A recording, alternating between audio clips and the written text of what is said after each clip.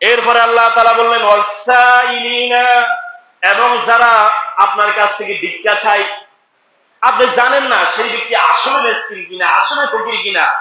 রাস্তাঘাটে বাজারে গেলে দেখেন না সুস্থ মানুষ সে আপনার থেকে ভিক্ষা চায়, আছে না নাই? কিন্তু উপস্থিত যদি তার কোনো সমস্যা হতে পারে, তাহলে যেমন ধরেন একজন মানুষ ফকিরও নয়, মিসকিনও নয়, এতিমও নয়, এমন একটা অসুস্থ হয়েছে, তার ব্রেন টিউমার, লাগে অপারেশন করতে 10 লাখ টাকা। এখন 10 লাখ টাকার মালিক তো সে না। এখন এই সময় সে কি করবে? সে সাহায্য চাইতে পারবে, সাহায্য চাবে। এটাকে বলে সায়েন, মানে সওয়ালকারী। আপনার থেকে কোনো কিছু চানেওয়ালা এমন ব্যক্তিকেও আপনার ভালোবাসার বস্তু, ওই সম্পদ, ওই টাকা থেকে দান করবেন।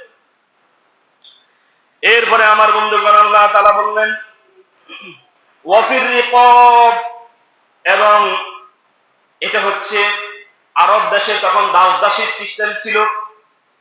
একজনকে সারা জীবনের জন্য ক্রয় করে নিয়ে যেত অল্প কিছু টাকার বিনিময়ে।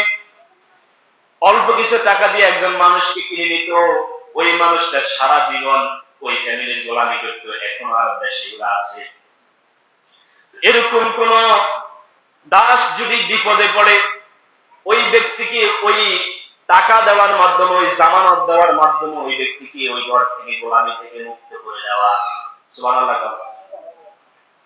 এটা যে কত বড় সওয়াবের কাজ, এটা আমি একদিন আলোচনা করেছি।